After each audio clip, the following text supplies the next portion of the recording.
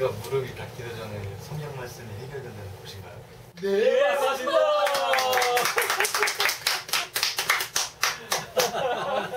대박이었습니다.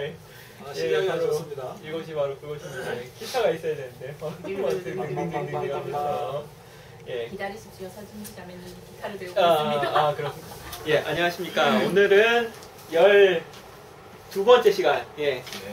저 12번째 시간. 말이 꼬인다. 이런 걸 물어봐도 될까요? 시간입니다. 오늘 또 질문이 있는데요. 우리 작은샘님께서 인간은 무엇으로 구성이 되는가? 그것을 질문해 오셨습니다. 그래서 저희가 특별히 때마침 저희 그 교회, 대국교회에 대제학이라고 일컬어지는 그분을 특별히 초빙해 오려고 했는데 대제학이 우리 멤버였습니다. 스텝이었습니다. 대제학님께서 말씀해 주시도록 하겠습니다. 명쾌하게. 뜨니까 기분이 좋네요. 이상무 선생님. 작은쌤님의 질문에 대해서 윤자진 형제님하고 서순진 자매님께서 동영상으로 화답을 하셔야 되는데 제가 오늘 대신하게 됐습니다.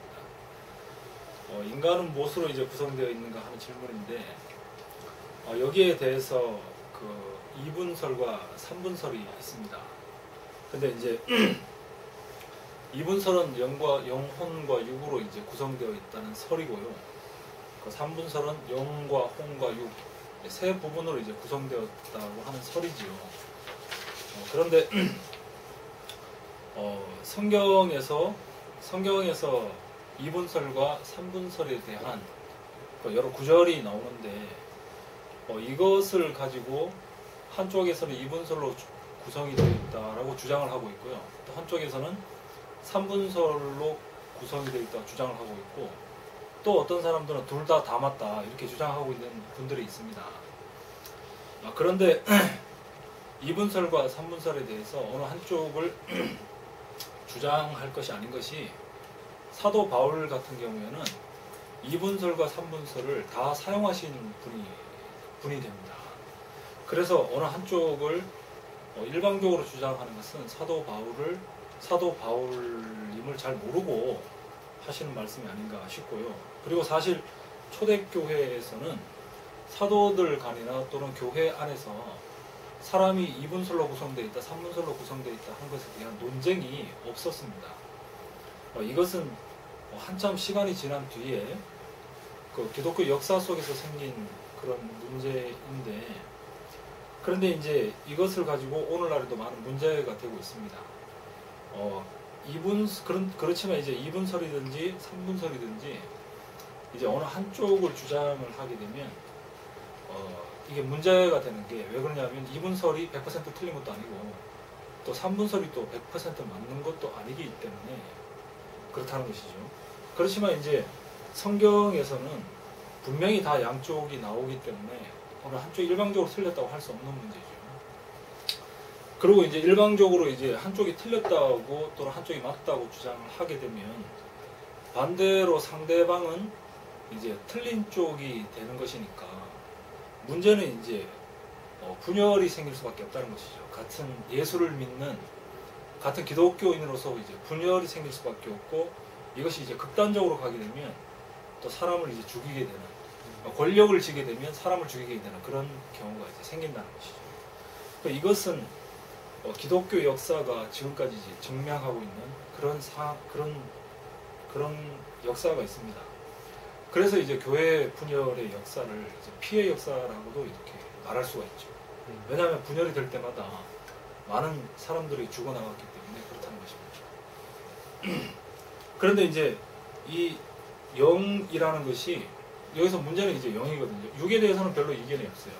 근데 이제 영이 굉장히 중요한데, 근데 사실 2분설이든지 3분설이든지 어떤 한 사람을 놓고 그 사람이 한 말이라든지 그 사람의 삶이라든지 그런 것을 분석을 할 때 이것은 영이다, 이것은 혼이다, 이것은 또 영혼이다, 이것은 육이다, 이렇게 확실하고 분명하게 갈라놓을 수 없다는 것이죠. 여기에 이제 문제가 있습니다. 이론은 있는데 실제적으로 어떤 한 사람을 놓고 그 사람의 말이라든지 그 사람의 사상이라든지 그 사람의 삶을 2분설로 확실하게 구분을 한다든지 3분설로 확실하게 구분을 해서 이것은 여기까지는 영이고 여기까지는 혼이다 이렇게 할 수 없다는 것이죠. 예, 여기에 이제 문제가 이론은 있는데 실제로 이제 구별하기가 굉장히 어렵다는 것이죠. 그래서 이제 그 영을 표현하는 그래서 이제 문제는 뭐냐 하면 영을 표현하는 사람 영도 물론 중요하지만 그 영을 표현하는 사람이 사실은 더 중요하다고 이렇게 생각이 듭니다. 우리가 이제 이것은 영이다, 저것은 혼이다 이렇게 딱 이렇게 규정을 짓기가 상당히 어렵지만 그 영이 있는 그 영이 이렇게 사람을 통해서 표현이 될 때 사람들이 2분설과 3분설을 주장하는 경우는 사람을 배제하고 이렇게 그 사람의 그 성향을 배제하고 이제 얘기를 하는 경우가 많거든요. 그래서 저희는 그 영도 물론 중요하지만 그 영을 표현하는 사람이 굉장히 중요하다고 그렇게 생각을 합니다. 왜냐하면 사람이 네모난 사람일 경우에 그 영도 네모나게 표현될 것이고 사람이 세모난 사람일 경우에는 그 영도 세모나게 이제 표현이 된다는 것이죠. 예. 그래서 영도 물론 중요하지만 사람이 어떤 사람이냐에 따라서 그 영이 표현되기 때문에 사실은 정상적인 사람이 굉장히 중요하다고 생각합니다. 저는 이제 얘기를 들으면서 저는 좀 그래요. 그러니까 약간 실질적인 사람이라 해서 실질적이라고 생각을 하거든요. 그러니까 저는 영과 육으로 2분설과 영, 육, 혼이죠.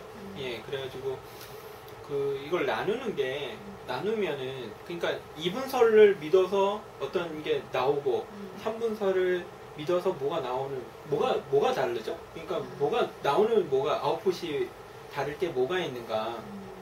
그러니까 그런 생각이 들어요. 그러니까 잘 모르니까 진짜 모르겠어요. 그러니까 저는 제가 2분설이라고 생각하는 것도 아니고 3분설이라고 생각하는 것도 아닌데 얘기를 들으면서 그러면 그렇게 2분설로 믿고 3분설로 믿어가지고 결과물이 나오는 게 그러니까 어떤 사고 체계가 다르기 때문에 판단하거나 생각하는 게 다를 수 있잖아요. 그게 뭐가 다를 수가 있을까? 이런 생각이 드는데요. 일단 이제 이게 우리는 그 희락적인 사고를 많이 하기 때문에 어떤 추상적인 것도 이렇게 분석하고 논리적으로 정립해서 내가 이해하기 편하게 만들려고 하는 게 사람들의 속성 안에 있는 것 같아요. 그런데 이제 아까 상문이 형제님도 그런 얘기를 했지만 그 이제 우리가 둘로 나누든 세수로 나누든지 간에 그 육의 생명과 예를 들어 혼의 생명과 영의 생명으로 나눈다고 했을 때 그 육의 생명이 있는 이유는 그 혼의 생명을 위해서 있다는 거예요. 예를 들면 우리가 병원에 가면 식물인간을 볼 수 있잖아요. 그 식물인간은 육의 생명은 살아있어요. 그런데 이 사람한테는 혼의 생명은 없는 거죠. 그래서 그 몸은 살아있지만 우리가 보통 사람이라고 하는 지정이 이런 기능은 완전히 없어진 사람이에요. 그러면 예를 들어 또 우리가 그 존재하는지 안 존재하는지는 차후의 문제고 육의 생명이 없고 만약에 혼의 생명만 있는 사람이 존재할 수 있다 하면 그거는 뭐겠어요? 귀신이잖아요. 그러면 귀신은 우리가 있다 해도 육의 생명을 가지고 있는 사람하고는 이미 만날 수 없는 거예요. 그죠? 그러니까 이거는 존재해도 우리랑 상관이 없는 거죠. 그리고 또 혼의 생명은 이제 우리가 이 성경 안에서 보면 하나님이 생기를 불어넣은 후에 산혼이 됐잖아요. 이 산혼은 이제 지정의 기능을 가진 기능체라는 거예요. 그럼 이 기능체는 뭘로 자기의 가치가 결정되느냐? 그 자기 안에 어떤 것이 들어오느냐에 따라서 자기의 지정의 기능체가 가치가 달라진다는 거예요. 자기 스스로 가치가 있는 것이 아니라. 그러면 이 혼의 생명은 뭐를 위해서 있냐? 성경에서 말하는 영의 생명을 위해서 있다는 거예요. 근데 이 모든 생명은 그러면 내가 스스로 만들어낼 수 있냐? 그건 아니고 모든 생명은 하나님께 속해 있다는 거예요. 그래서 육의 생명을 말할 때도 우리가 나고 죽는 걸 우리 마음대로 할 수 없고 또 이렇게 우리가 정신의 기능도 또 정신병자들은 기능이 그죠? 혼의 기능이 손상되거나 뭔가 문제가 생긴 사람들도 있고 그렇잖아요. 또 그리고 어떤 사람들은 사실 성경이나 그 하나님을 믿지 않는 사람들은 사실은 영의 생명에도 관심이 별로 없어요. 그 혼의 생명을 발달시키고 혼의 생명으로 살아가는 거에 주안점을 주고 살아가고 있고, 그래서 이 세 생명을 이렇게 우리가 이해하기 편하려고 분리해 놨지만 어느 하나도 분리시켜서 그 사람을 정의할 수 없다는 거예요. 이상문 형제님이 말씀을 했는데 육의 생명으로 말씀을 했습니까? 혼의 생명으로 말씀을 했습니까? 영의 생명으로 말씀했습니까? 이렇게 말 못하거든요. 이상문 형제님이 말씀을 한 거거든요. 그래서 그 가장 쉽게 얘기하면 우리가 창조도 빛으로 시작해서 사람으로 완성되는 것처럼 육의 생명이 있는 이유는 혼의 생명을 위해서, 혼의 생명이 있는 이유는 영의 생명을 위해서. 그렇지만 영의 생명을 위해서 있는 거지만 또 이것은 육의 생명이 없으면 혼의 생명은 있어도 자기 자신이 활동하고 발휘될 수 있는 몸이 없는 거잖아요. 그러니까 이렇게 이해해야 되는 거지. 이게 이분설이 맞냐, 삼분설이 맞냐. 교회에서 이 사람은 이분설로 표현하고 이 사람은 삼분설로 표현하는데 헷갈린다. 이건 사실은 별 의미는 없는 것 같아요. 그 말하는 사람을 알면 이분설이든 삼분설이든 그 사람이 내게 양식이 되느냐 안 되느냐 이런 문제고, 나를 이끌어가는 사람인가, 또 나를 하나님을 알기 쉽게, 예수님을 알기 쉽게 인도하는 사람인가 아닌가, 이런 것이 더 중요하지, 그 사람이 이분설을 썼으니까 틀렸고 삼분설을 썼으니까 맞았고 이런 거는 아닌 것 같아요. 그게 더 중요하고 큰 문제는 아니라는 생각이 듭니다. 이런 것으로 인해서 일부러 싸울 필요는 없죠. 일부 싸우나요? 그런 경우가 많이 있습니다. 인터넷상에 이렇게 찾아보니까 이분설이 굳이 맞다고 주장하시는 분들이 있어요. 그 이분설이 굳이 맞다고 주장하시는 분들은 삼분설을 주장하시는 분들 때문에 그런 얘기를 하는 것이거든요. 예. 그리고 또 삼분설, 거기에 대해서 이제 또 삼분설을 주장하시는 분들은 또 반박을 한다든지 또는 이분설이 틀렸다든지 그렇게 주장을 하는 것이죠. 예. 예. 그 서로 주장하는 것 자체가 분열을 얘기하는 거죠. 만약 예수님 같아서 분열을 했겠나? 예, 주장했겠나? 저는 뭐 그런 질문을 다시 던지고 싶습니다. 대충 이 질문에 답이 됐는지 잘 모르겠습니다. 그렇지만 저는 이분선, 삼분설이 중요한 게 아니고 그 사람으로 봐야 된다. 예, 이렇게 쪼개질 수 있는 게 아니기 때문에 그걸 쪼개서 생각하지 않고 그 사람이 나에게 양식이 되느냐 안 되느냐 그것이 중요하다. 그게 저한테 남네요. 메일 안내 다시 해주세요. 메일 안내. 네, 메일 봤습니다. 궁금한 게 있으시면 joajin@naver.com 일로 연락을 주시면 저희가 밑에 자막이 올라갑니다. 해당 전문가를 불러다가 오늘은 특별히 이상문 형제님께서 그 해당 전문가시기 때문에 저희가 안 불렀지만 해당 전문가를 불러다가 저희가 알려드리도록 하겠습니다. 메일 주십시오. 그러면 오늘 이제 본격적으로 말씀에 들어가기 앞서 이번 말씀의 브리핑, 간단한 브리핑을 듣도록 하겠습니다. 네. 이제 요한복음 8장으로 넘어왔습니다. 그래서 오늘 말씀은 죄 지은 자를 용서하심이라는 제목으로 말씀을 하셨는데요.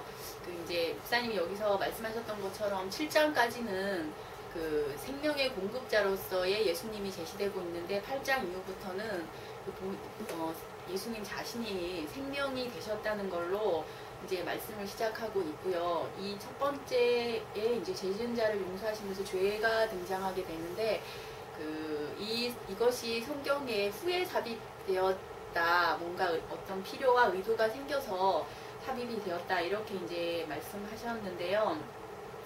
이제 죄라는 것이 이게 지금 저희가 유대인들의 어떤 배경을 좀 알 필요가 있는데, 유대인들은 모든 문제가 발생했을 때 그것이 죄 때문에 생긴다는 생각이 있고, 그 죄를 이제 우리도 세상에서 죄를 지면 법으로 처리하듯이 유대인들은 죄를 율법으로 처리하는 게 그들의 전통이었습니다. 그래서 오늘 이제 죄 중에서 이 간음죄를 가지고 이게 이제 신명기에 나오는 근거를 두고 신명기에 보면 이제 약혼한 자가 성읍 중에 간음을 당했는데 소리를 치지 않으면 돌로 쳐서 죽여야 된다, 이런 구절에서 나오고 있는데요. 이 간음죄를 등장시킨 이유는 그 모든 사람들이 이 죄에 대해서 자유로울 수가 없다는 거예요.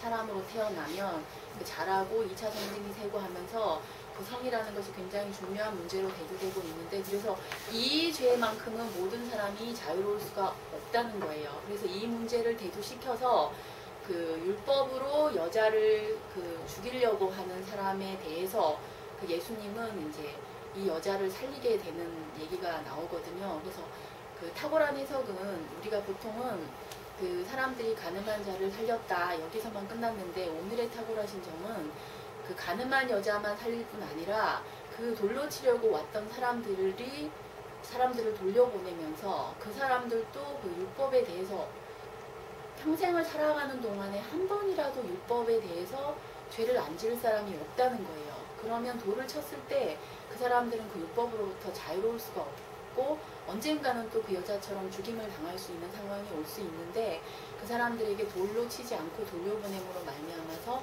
그 여자도 살리고 돌로 치려고 했던 사람도 살리고, 이런 탁월한 한 사람이 지금 등장하고 있거든요.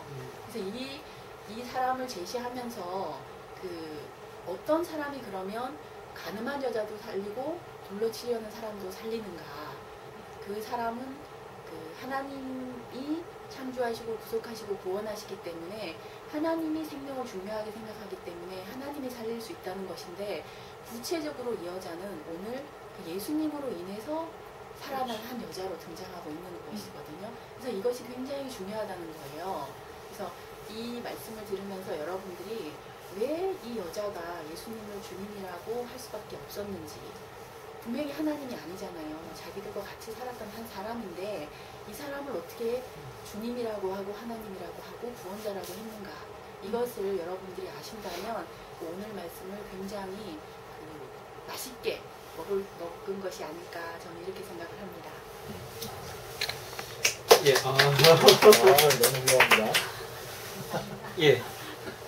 사실 두 번째 문제가 그러니까 둘 다 살리신 이야기를 하려고 했는데, 예, 이야기를 정리를 해주시면서, 예, 다, 둘 분 다 어떻게 살리셨는지 정확하게 얘기를 해주셔서, 뭐, 가늠하다가 잡힌 그 여자분은 뭐, 당연히 율법에 의하면 죽을 뻔한 거니까, 죽을 뻔한 사람을 살리신 거는 뭐, 표면적으로 보이지만, 어째서 유대인들, 돌로 치려고 했던 유대인들도 살리신 걸까? 그거에 대해서는 이야기를 해주신 것 같습니다. 그래서 그 문제 넘어가고요.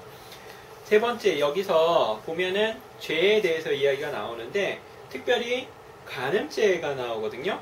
근데 이 간음죄가 특별히 이 성경에서 나오게 된, 그러니까 여러 사실은 죄들이 많잖아요. 사실 그렇죠. 간음죄만 있는 게 아니고 뭐 강도상해, 예, 강도상해, 뭐 사기, 도난, 그러니까 뭐 도난죄는 없지. 도난죄는 잊어버린 죄야. 하여간 여러 죄들이 많은데 하필이면 예, 간음죄가 이제, 그러니까 성경은 무엇인가를 우리에게 보여주기 위한 거라고 생각을 한다면, 특별히 이 사도 요한이 간음죄를 이렇게 나타낸 것은, 물론 진짜로 예수님이 지나가시다가 간음죄 당한 그 사건이 있어서 있을 수도 있지만, 우리의 이제 성경 말씀은 그런 하나님의 마음과 뜻으로 된 거기 때문에 과연 왜 간음죄일까? 그거에 대해서 좀 궁금한 생각이 들었거든요. 간음죄가 뭔지 아시나요? 네. 뭐죠? 자기 남편이 예. 다른 남자 예. 관계를 했다. 간통죄인가요? 그런가요? 맞나요? 여기에 등장하는 걸로는 꼭 이 여자가 같이 이제 하브야의 어떤 그 관계를 맺은 것이 아니고, 그거에 대한 자세한 거는 없고, 여기에 나와 있는 걸로는 이 여자가 성읍 중에 이제 강간을 당하게 됐는데 소리를 지르지 않았다는 거예요. 민수에 그렇게 이제 나와 있어요. 그래서 목사님은 이제 여기 보통 다른 성경에서는 이 여자를 창녀라고 해석해 놓은 것도 많대요. 그런데 이제 목사님은 그 민수기의 근거를 가지고 오셔서 이 여자는 그 그 창녀라기보다는 창녀는 직업이잖아요. 직업 여성. 직업 여성이니까 굳이 돌로 치거나 이럴 것이 아닌데 이 돌로 치라 했다 하는 것을 보니까 이 여자는 그 약혼한 사람, 약혼자가 있는 사람인데 이런 문제에 봉착한 사람으로 이제 이렇게 해석을 하셨어요. 그러면서 이제 그렇게 해석하시면서 이제 그렇게 해석하시는 것은 왜 또 그렇게 해석을 하셨냐 하면 사실 우리 사람은 하나님의 배필로 지어졌다는 거예요. 그 하나님의 배필로 지어졌는데 그 하나님의 배필로 지어졌다는 것은 이제 창세기를 보면 우리가 알 수 있는데 그 하나님의 배필로 지어진 사람이 선악과를 먹고 그죠? 선악과를 먹고 이탈하게 되면서 그 전혀 다른 길을 가게 되거든요. 그래서 그것이 이제 하나님에 대해서 하나님의 배필로 지어졌으니까 하나님과 약혼한 거나 마찬가지잖아요. 지어질 때 이미. 그런데 이제 다른 사탄의 게임에 빠져서 꼬셔서 갔으니까 이것이 이제 하나님과 약혼했던 인생이 사탄과 이제 가늠하게 되는 그런 문제로 풀어가시는 거예요. 그래서 이 문제가 율법에서는 그런 여자는 다 돌로 치라고 했으니까 모든 인생은 돌로 쳐 죽임을 당해야 되는 상황에 빠진 거예요. 그럼 이 여자가 구원이 된다면 여기서 이 여자가 인생의 대표자로 등장하는 거죠. 이 여자가 구원을 받게 된다면 모든 인생이 살 길이 열리는 거죠. 그래서 이 요한은 목사님이 여러 번 얘기하셨지만 요한복음은 어떤 의도를 가지고 사건을 계속 배치하고 있다는 거예요. 그래서 여기에 그 간음죄로 이제 죄를 지은 여자를 해방시키는 사건이 등장하게 됐다는 거예요. 예, 또 한 말씀 대자님께서는 원구회고가 지금 어떤 뭐 질문을 해야 되겠네요. 아, 예, 그런가요? 예, 그렇죠. 질문하세요.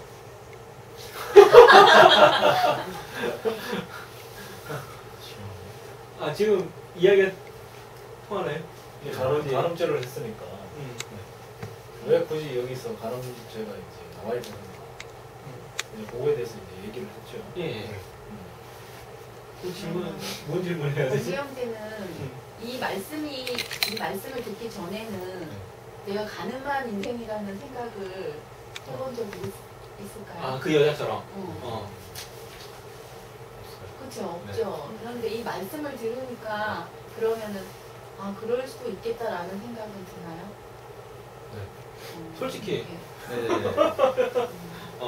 드는가요? 아니 저 느낌이 오기는 분명하지는 않더라도 일단 논리적으로는 맞잖아요. 하나님의 배필로 지어졌던 사람이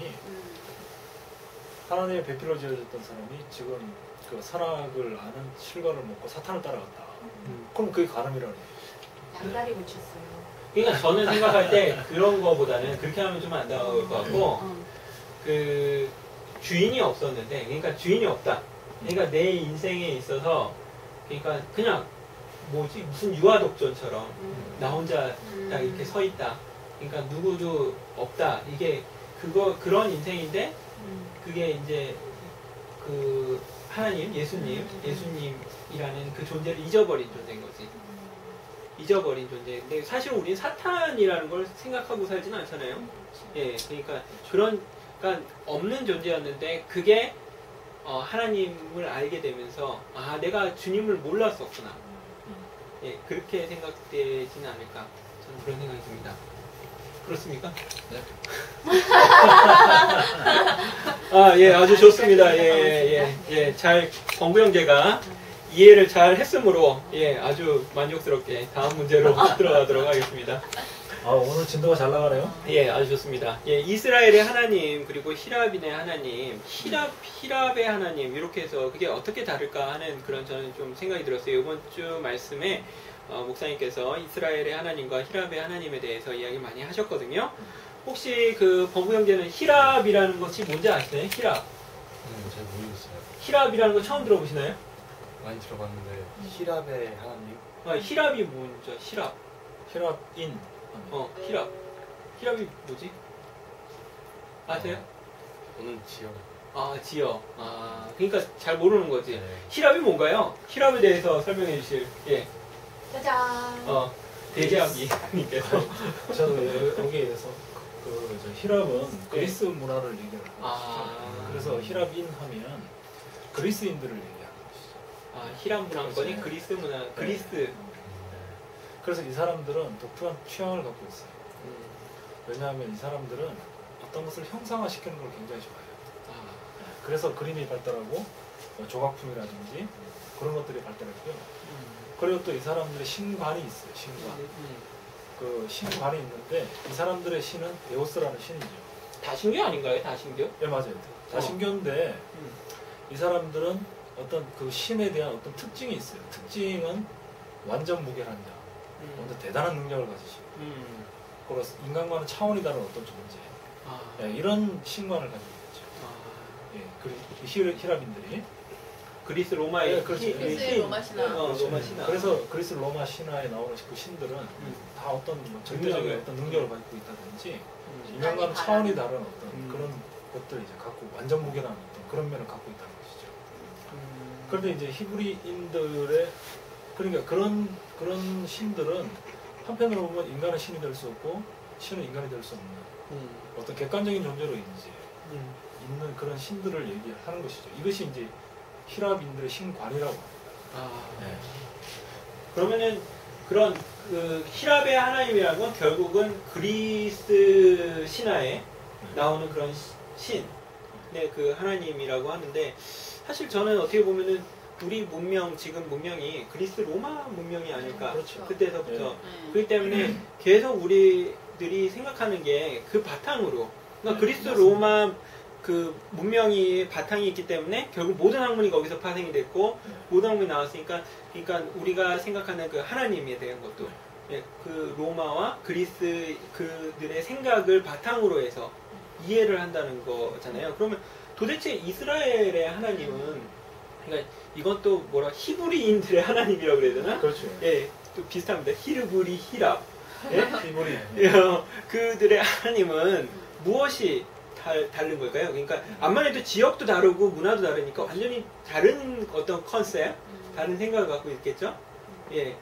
그래서 그걸 좀 알고 싶습니다. 그 히브리인의 하나님은 이제 그 히랍인의 신관과 이제 아주 상대가 되는 그러니까 거의 정반대가 되는 이제 신관인데 이제 히브리인 하면 이제 강을 건넌 사람들이라는 얘기죠. 그 의미가 그래요. 히브리인의 하나님이라는 거. 어느 강인지 아세요? 어느 강? 티그리스하고 유프라테스 강을 요단강 아닌가요? 요단강. 아닙니다. 난 요단강인 줄 알고 있었는데. 아브라함이 최초에 갈대우에서 하나님의 부르심을 받고 가나안 땅을 갈 때 강을 건넜다고 해서 그 가나안 사람들이 이제 우리 그렇게 부른 거죠. 우리 우리 한국 사람 같으면 어떤 뭐 저쪽에 충청도에서 뭐 대구 지방으로 어떤 그 여자를 시집을 왔다. 그러면 우리 한국에서는 그 며느리를 뭐 그 사람을 그때 뭐 그쪽 충남댁 충청댁. 충천댁 하듯이 예, 그렇게 부르듯이 그 가나안 사람들이 아브라함을 그렇게 불렀어요. 강을 건너온 사람이라 해가지고 히브리 사람 이렇게 부른 거예요. 근데 이제 이것이 영적인 의미로 강을 건넜기 때문에 세계를 바꿨다. 또 뭐 차원이 달라졌다. 예, 단절이 되었다. 어떤 세계와 차원이 달라졌다 하는 그런 의미로 이제 사용이 된 것이죠. 그래서 이 히브리 사람들의 하나님은 이 사람들은 어떤 추상적인 신이 없고 자기들이 경험한 신을 얘기해요. 자기들이 직접 경험한 신. 그래서 구약 성경에는 하나님의 이름이 수십 가지가 돼요. 네. 처음에 엘로힘의 하나님이었다가 여호와 하나님이었다가 그 다음에 여호와 니시였다가 그 다음에 여호와 이레였다가 그 다음에 엘샤다이였다가 그들이 어떨 때 경험한 하나님에 대해서 그렇게 이름이 많아요. 거의 인디안들 막 이름 짓듯이 짓나 보네요, 그죠? 그러니까 자기들이 경험한 하나님. 그럴까요? 네, 제가 그 인디아는 제가 자세히 잘 모르겠습니다. 네. 그래서 이 사람들은 어떤 뭐 완전한 신이다, 절대적인 신이다 그런 게 없고 어떤 상황에서 자기들을 구해 주신 하나님. 자기들이 직접 경험한 하나님, 그 하나님을 이제 히브리인의 하나님이라고 하는 것이죠. 그 이게 이제 왜 히브리인의 하나님과 히랍인의 하나님의 개념이 왜 중요하냐면 오늘날 대부분의 사람들이 하나님을 생각할 때 히브리인의 하나님이 아니고 히랍적 하나님을 생각하고 있다는 것이죠. 네. 그러니까 히랍적 하나님은 성경에서 말하는 그 하나님이 아니라는 것이죠. 네. 이렇게 또 결론을 내릴 수 있습니다. 그렇구나. 히랍적 하나님은 이제 아까도 얘기했지만 우리가 그리스 로마 신화를 거의 젊은 세대나 아니면 거의 대부분의 사람들이 그리스 로마 신화를 다 읽었거든요. 그 그리스 로마 신화에 나오는 이제 신들이 이 히랍 사람들이 대표적으로 생각하는 신관인데 거기에 내용들은 보면 대부분이 뭐냐면 그 인간이 육신을 가지고 살면서 육신이 있어서 해결되지 못하는 문제들을 해결할 수 있는 신들을 다 만들어서 아까 사문 형제가 얘기했지만 히랍 사람들의 특징은 형상화시키는 것을 아주 탁월하게 잘한다고 했잖아요. 그래서 자기네들이 이렇게 됐으면 좋겠다는 어떤 희망, 소망, 뭐 이런 능력을 가졌으면 좋겠다. 뭐 싸워서 절대로 지지 않는 사람이 되고 싶다 이러면 싸움을 잘하는 사람. 바다에서 바다에 나갔는데 절대로 배가 빠지지 않게 하는 포세이돈. 이런 식으로 자기네들이 어떤 육신의 한계를 가지고 있어서 해결되지 못하는 문제들을 해결해 줄 수 있는 신들을 갈망했다는 거죠. 그런 거에 비해서 이제 이스라엘이 경험한 하나님은 전혀 다르죠. 왜냐하면 지금 여기에서 문제가 되는 게 뭐냐면 왜 히랍인의 하나님과 히브리인의 하나님이 왜 이렇게 우리가 이제 언급을 해야 되냐면 지금 여기서 이 가늠한 여자를 살리는 분이 누구냐? 이 율법에 의해서 정죄받고 있는 이 여자, 그래 돌로 쳐서 죽임을 당할 수밖에 없는 이 여자, 이 죽게 됐어요. 죽게 됐는데 이 여자를 하늘에 계신 하나님이 살리는 거예요. 안 그러면 우리 앞에 있는 한 사람이 살리는 거예요. 그 문제죠. 딴 사람들 그러니까 히랍적 사고를 가지고 있는 사람, 히랍적 신관의 사고를 가지고 있는 사람들은 그 상황에서 하늘에 대고 빌어야 된다는 것이죠. 네. 그런데 이 여자를 실제로 구원하는 사람, 살리는 분은 히랍적 신이 아니고 하늘에 있는 절대적인 신이 아니고 지금 앞에 있는 초라한 한 사람이라는 것이죠. 네. 그래서 이 여자에게는 이 앞에 있는 그 예수라는 한 사람, 한 30대 초반에 있는 이 예수라는 한 사람이 바로 이 그 가늠한 여자를 살린 하나님이 되는 것이죠. 그렇구나. 그래서 하나님이 되는 것이죠. 이것이 이제 히브리인의 그 하나님에 대한 사고죠. 사상이죠. 자기를 살린 사람, 자기를 살리신 분을 구원자라고 하는 것이죠. 구원자 하나님, 구속주 하나님. 그럼 범우 형제가 그런 하나님이 느낀 데가 있나요? 나를 살리신 하나님 처음적으로 하나 안 보이는 사람, 그러니까 신적인 존재가 나를 살렸다는 느낌을 받은 적 없고요. 저 가까이 있는, 그러니까 실제로 나와 살고 하는 그런 사람이 나를 도와주거나 그랬던 경험이 많이 있죠. 구체적으로 이제 느껴지는. 네. 그렇죠. 우리가 이렇게 살면서 이렇게 보면 사실은 그런 거를 이제 실제로 경험하고 살죠.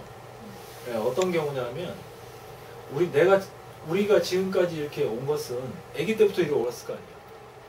아기 때 우리가 태어나서 얼마 되지 않았을 때 엄마 젖을 먹지 않으면 우리 죽잖아요. 아기를 살리신 분은 누구냐? 엄마예요. 그러니까 실제적인 구원자예요.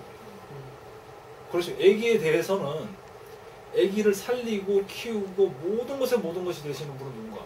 젖을 먹이는 엄마. 이게 히브리적인 사고예요. 그리고 그렇군요. 예, 진도 빠릅니다. 예, 다음 주 질문으로 가도 됩니까? 아니 여기서 이게 조금 더 해야 되는 더 거예요. 해야 더 됩니다. 해야죠. 예. 왜냐하면 우리까지 와야 돼. 이제 사문 형제 계속 얘기했지만 그 구약에 보면 이제 그 모세가 당신은 누구라고 할까요 하니까 이제 여호와께서 나는 I am that I am 해서 나는 이다이신 하나님이다 이렇게 얘기를 하는 장면이 나오면서 실제로 이제 이 이스라엘 사람들이 애굽에서 종살이를 하고 있었잖아요. 근데 이 사람들이 절대로 거기서 자기들의 능력이나 자기들의 어떤 걸로는 풀려날 수 없었는데 그때 이제 나는 해방이다 하는 여호와가 와서 이 사람들을 완전히 해방시켰거든요. 그래서 이제 이때 나오는 말이 그 나는 너를 애굽 땅 종되었던 곳에서 인도하여낸 너의 하나님 여호와로라. 이렇게 해서 여기에 이제 여호와 안에 그 구원자로서 여호와라는 이름이 이제 불려지게 되는 거거든요. 이 사람들한테 이 경험이 있기 때문에 그 제자들이 그 경험을 그 이스라엘 안에 있는 어떤 경험을 통해서 그 예수님이 자기를 도저히 나올 수 없는 어떤 곳에서 자기를 끌어냈을 때 예수님에 대해서 나의 하나님이다 하는 것이 너무 자연스러운 거예요. 우리한테는 이 완전 무결한 하나님이 있기 때문에 누구를 하나님이다 부르는 거는 굉장히 뭔가 이렇게 좀 그렇게 부르면 안 될 것 같은 그러면 하나님을 뭔가 낮추는 것 같고 경시하는 것 같은 이런 사상이 있다는 거예요. 근데 이 사람들은 아까 말씀했던 것처럼 계속 경험되어진 하나님, 내가 어둠일 때는 빛이 되고 내가 죽음일 때는 생명이 되고 이렇게 내한테 그렇게 오는 분이 있으면 그 사람을 구원자라고 부르고 주님이라고 부르는 것이 너무 당연하게 되어 있는 사람들인 거예요. 그래서 이 사람들이 예수님을 만났을 때 또 오늘같이 가늠한 여자가 자기를 살리는 예수님을 만났을 때 나의 하나님이고 나의 구원자이고 나의 주님이십니다. 이렇게 고백하는 게 하나도 이상하지가 않았다는 거예요. 근데 이것을 모르면 이제 우리도 만약에 내가 아주 나로서는 해결할 수 없는 상황에서 나를 그 해결해 준 사람에 대해서 내가 나의 주님이십니다. 이렇게 얘기하면 어떤 사람들은 그 말이 굉장히 걸림이 되는 거죠. 그런 경험이 없으면. 그러니까 이제 이게 이 사고가 굉장히 중요한데 오늘날 이제 이런 질문을 할 수가 있는 것이죠. 지금 하나님 어디 계십니까? 이렇게 얘기할 수 있는 것이죠. 그럼 대부분의 사람들이 저 하늘에 내 네 마음에 어. 근데 이건 다 틀렸다는 것이죠. 지금 하나님은 어디에 계시는가? 그죠? 지금 하나님은 그의 몸된 교회 안에 있다는 것이죠. 이게 정통이죠. 하늘에 있는 것도 아니고 내 마음, 네 마음에 있는 것도 아니고 지금은 예수 그리스도가 그 부활승천에서 나타난 그의 몸으로 나타난 교회 안에 있다는 것이죠. 그래 하늘이 아니야. 하늘 우주 이런 게 아니죠. 그래 교회 안에 계시는 하나님이 정통 하나님이라는 것이죠. 이게 히브리사고예요. 왜 그러냐면 구약을 이렇게 구약에 있는 모든 걸 봐서도 하늘에 있는 하나님을 찾은 적은 아브라함, 이삭, 야곱, 그 다음에 요셉, 그 창세기 앞에 나왔던 그리고 성막이 지어지기 전까지 하늘에 계신 하나님이 말씀하셨다는 것이 계속 나와요. 그런데 성막이 지어지고 난 이후부터는 하늘에 계신 하나님이 아니고 성막 안에 계신 하나님입니다. 이제 그래서 그 사람들은 하늘에 있는 하나님을 찾는 것이 아니고 반드시 성막 안에 지성소에 가서 하나님을 만났던 것이죠. 그 사람들은 이게 실제거든요. 그래서 이스라엘 사람들은 성막 안에서 성전 안에서 계속 그렇게 만났던 하나님인데 그러면 신약은 왜 이렇게 구약에서 신약으로 이렇게 바뀌어 왔는가? 그 하나님을 만났던 성막이 예수님 자신이랍니다. 그래서 예수님 자신을 여기서 이제 물질에서 육체로 이제 인격으로 넘어오는 것이죠. 그래서 예수님을 만났던 그 사람이 누군가? 바로 히브리적 사고를 가지고 있는 사람. 이게 진짜 정통 히브리적 사고라는 것이죠.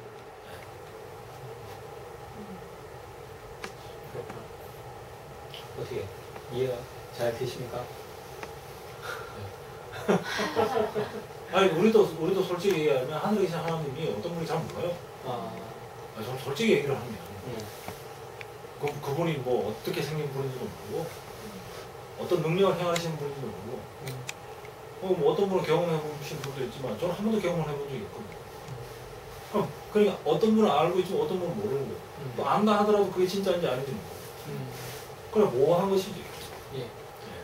갑자기 이제 그런 얘기가 생각나니까 아인슈타인이 아인슈타인이 이제 얘기를 할 때 만물에 계시고 눈에 보이지 않지만은 이렇게 그러니까 결국은 그 아인슈타인 그분의 그 하나님은 뭐 사실 뭐 불교의 하나님일 수도 있고 부처님일 수도 있고 뭐 다른데 뭐 알라신의 알라가 될 수도 있고 예? 이스라엘 그러니까 그냥 이게 무소부재하고 그 아닌 그런 어떤 그게 아마 제가 생각하기에 지금 생각하는 힐압의 하나님의 그 뭐랄까 정통 그거를 딱 이렇게 아인슈타인이 얘기를 한 것 같거든요. 그런 얘기를 한 적이 있습니다. 그래서 그렇게 이제 종교다원론자들 그러니까 모든 종교의 그 신들이 있지만 사실은 뭐 그것이 하나로 어우러진다 이런 식의 어떠한 생각들이 다 힐압 생각에서 나온 게 아닐까 힐압적 사고방식에서 나온 것이 아닐까 겉으로는 좋아 보이는데 그러니까 우리도 이제 그 힐압적 그 하나님을 우리가 이제 물론 이제 그런 하나님을 우리가 경험을 해야 되지만 그 우리가 경험할 수 없는 우리를 초월한 그 하나님에 대해서도 부인하는 건 아니지만 제가 확실히 모르지만 그래도 그거는 믿습니다. 네. 그래도 뭐 옛날 처음에는 저는 이제 완전 무신론자였거든요. 그런데 지금은 이렇게 저 교회 안에서 그리고 형제 자매들을 통해서 말씀을 통해서 하나님을 이렇게 경험하다 보니까 이 하나님이면 우주도 창조했겠구나 하는 그냥 그런 신뢰가 가요. 믿음이 가요. 근데 이거는 순전히 주관적이죠. 네. 순전히 주관적이니까 이 주관적인 믿음은 제가 다른 사람에게 강요할 수 없는 거죠. 그냥 저희 주관적인 거죠. 갑자기 이제 얘기를 들으면서 이게 귀납법이냐 면역법이냐 뭐 이런 생각이 드네요. 그러니까 이 위에서부터 우리 컨셉에 그러니까 하나님이라는 분은 무소부재 뭐 전능하고 하늘에 계시고 이런 개념에서 나로부터 내려온 건가 아니면 내가 이렇게 하나씩 이렇게 아까 전에 말씀했듯이 경험되어지고 알아지고 하는 걸로 해서 위로 올라가는 하나님이다. 뭐 그런 식으로 저는 이렇게 받아들여지네요. 예. 네, 그럴 수도 있습니다. 예. 예. 그러면은 더 이야기를 진행할까요? 아니면 다음 문제로 넘어가죠. 다음 문제로. 본부 예. 현재 넘어가도 되겠나요? 네. 예. 공부형 재미 없어지는 거 있습니다. 예. 요번 주에 목사님께서 무슨 말씀하셨냐면은 그러니까 성경에 나오는 사람들이 사실은 나를 대표하는 사람들이다 라는 얘기를 하거든요. 사실 이제 제가 좋아하는 말 중에 하나가 어떤 말이냐면은 우리 장모님이 늘상 쓰시는 말이 그러니까 사람이 겪는 일은 나도 겪는구나 그런 거가 늘 얘기를 하시거든요. 그러니까 무슨 경험이 있으시냐면 옛날에 그 정신병 약 먹는 사람들을 이해를 못했대요 본인이. 그런데 그렇죠. 그런데 자신이 어떤 호르몬 저하증에 호르몬증에 의해서 이렇게 사람이 이상해지니까 그 모 형제님은 정신병원 가라고 그러던데 김모 형제님께서 정신병원 가라고 이렇게 했다고 그러는데 호르몬 불균형 문제인데. 그런데 이제 못 찾으니까 그래가지고 맨날 잠을 못 자고 막 그래가지고 자기가 본인이 이제 정신병 약도 먹고 하는 자기 보면서 자기가 전에 정신병 약을 왜 먹어? 뭐 이렇게 그렇게 생각을 했는데 본인이 먹고 있으니까 내가 사람이 겪는 일은 내가 다 겪을 수 있는 거구나. 그거를 이제 그 장모님한테 얘기를 들었었는데 그걸 들으면서 저는 그런 생각이 들어요. 내가 다른 사람들을 이해할 때 좀 뭐라 그럴까 이렇게 관대함이 좀 생기더라고요. 그러니까 내가 왜 저래 저 사람? 도대체 왜 저러는 거야? 그렇게 하는데 그게 아니고 나도 그런 일을 겪고 내가 똑같은 환경이 다른 어떤 환경에서는 그런 모습들이 나올 수가 있는 자신이구나. 그런 생각이 들더라고요. 그래서 다시 문제로 들어가면 성경에서 나오는 사람이 나를 대표하는 인물이다 라고 얘기를 하셨는데 그런 경험들이 개인적으로 어떤 사람을 보면서 어떤 것을 느꼈다. 그것들을 한번 좀 들어보고 싶습니다. 범부 형제. 특별히 성경에서 본인이라고 생각이 되어졌던 인물.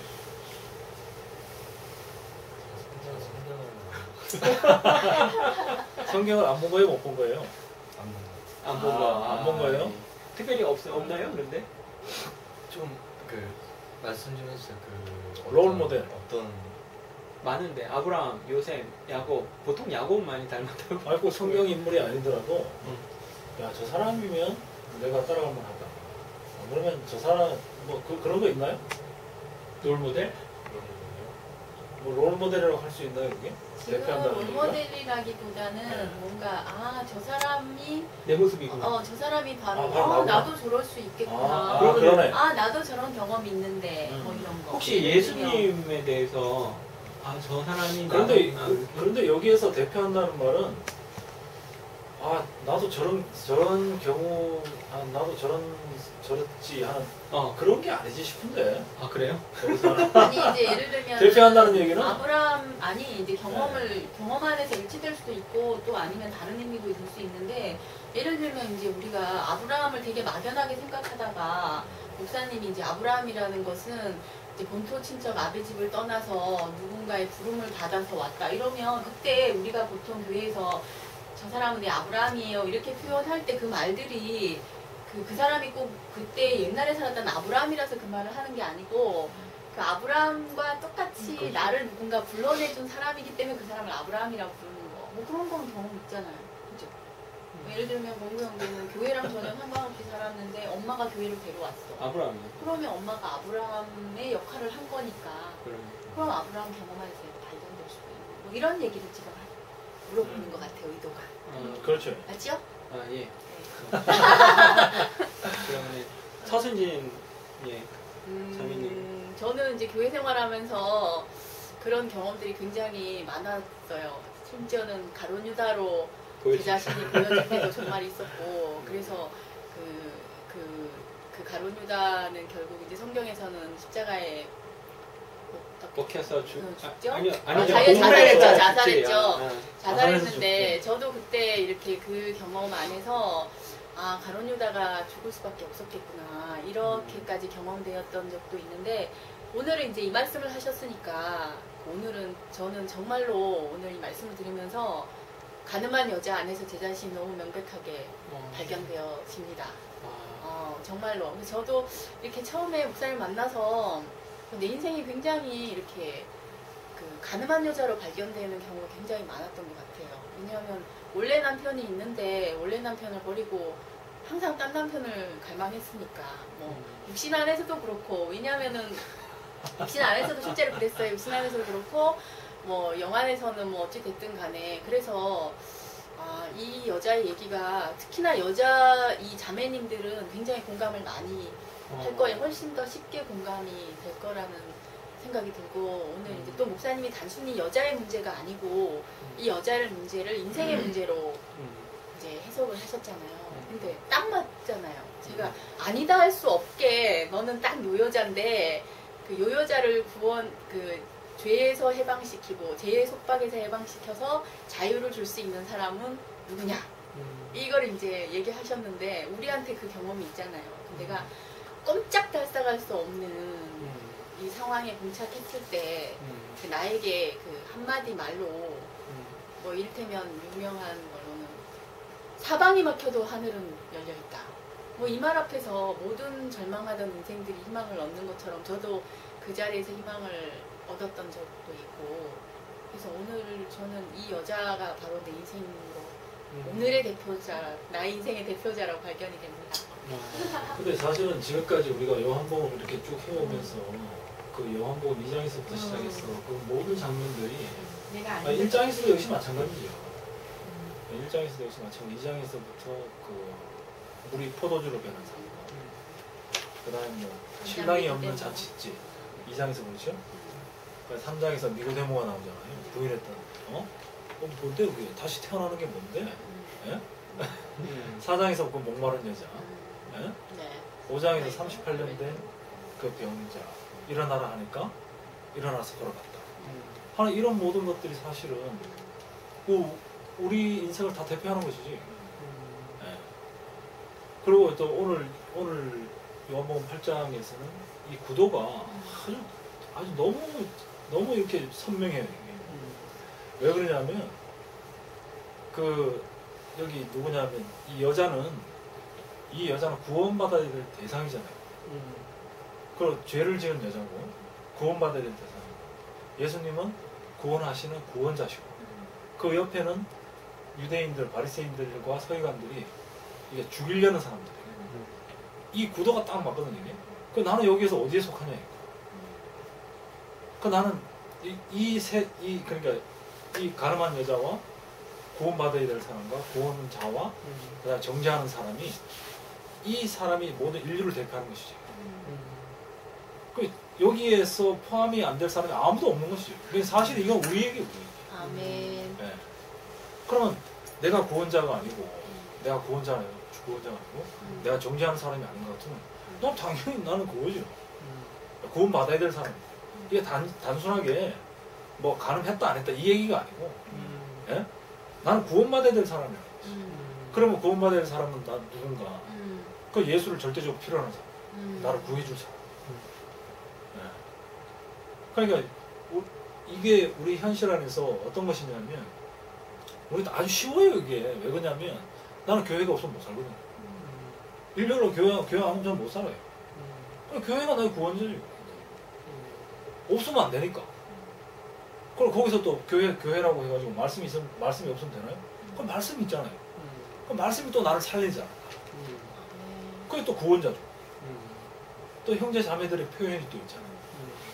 또 교회 그 시장 바닥에서 느끼지 못하는 꼭 교회 가야만 우리가 느낄 수 있고 공부받을 수 있는 것들이 있잖아요. 그 나를 살리는 어떤 성분들 그게 바로 구원자죠. 네, 나를 살게 하니까. 그렇구나. 네. 그러면 범우 형제 누가 본인을 살려? PC방에 사나요? 아니 범우 형제가 제일 꼭 그런 건 아니지. 그래. 어? 범우 형제가 제일 행복한 행복한 것? 어디 가면 얼굴이 쫙 펴지네. 어디 가면 얼굴이 쫙 보여. 친구들한테. 친구들이랑 놀 때? 현재는 좀 많은 그런 성향이 많다는 얘기죠. 친구들 있고. 우리 다 옛날에 다 그랬지. 뭐. 네. 그렇구나. 친구가 중요할 때. 그렇구나. 지금 현재 친구가 그게 친구는 아닌가 봐. 그 친구들. 아 그러니까 친구가 아주 광범위해요. 요 시간에는 우리가 친구니까. 웃네. 어쩔 수 없이 얼굴이 활짝 펴지네. 예, 아주 좋습니다. 어떻게 범구 형제가 궁금했던 것들이 해결이 됐는지 모르겠어요. 우리가 궁금하다고 생각하고 하는 것들이 범구 형제가 질문이 됐는지 대답이 됐는지 모르겠습니다. 이런 거 궁금하세요 하는 거 아닌가 모르겠어요. 앞으로 범구 형제가 궁금해할 것 같다는 걸로 그 질문을 뽑아서 한 2년 후에 궁금할지 모를 내용을 저희가 찢어냈습니다. 예, 좌우간 범구 형제가 2월 13일 군대에 갑니다. 예, 많은 분들 2월 13일 군대 가니까 위로해 주시고요. 그 전에 보고 싶으면 많이 봐주세요. 많이 봐주시고 뭐 평소에 먹고 싶은 것도 많이 있다고 며칠 전에 어저께 와가지고 혼자서 피자 시켜 먹고 그러더라고요. 그래서 저는 혼자서 먹었어? 범구 형제 옆에서 얻어 먹으려고요. 항상 붙어 있으려고. 먹고 싶은 거는 돈을 안 아끼고 먹겠다고 해가지고 아주 좋습니다. 그래서 많이 관심 가져주시고 먹을 것도 좀 사주시고 했으면 좋겠습니다. 오늘 목사님 말씀을 이제 정리하면서 가늠한 여인을 봤습니다. 그 가늠한 여인이 나로 발견이 되어지고 그리고 나로 발견이 되어질 때 정말 구원자이신 예수님이 나의 구원자로 보이게 됩니다. 그것이 정말 그냥 우리 머릿속에서 그냥 예수님, 하나님 뭐 이게 아니라 정말 내 인생을 실질적으로 구원해 주신 그리고 실질적으로 나를 살리신 그것이 히람의 하나님이고 히브리인의 하나님이다. 그것을 또한 알 수 있었습니다. 다음 시간에는 목사님의 더 좋은 말씀을 가지고 찾아뵙도록 하겠습니다. 질문 있으시면은 질문해 주시면은 저희가 끝까지 책임지고 답변을 해드리도록 하겠습니다.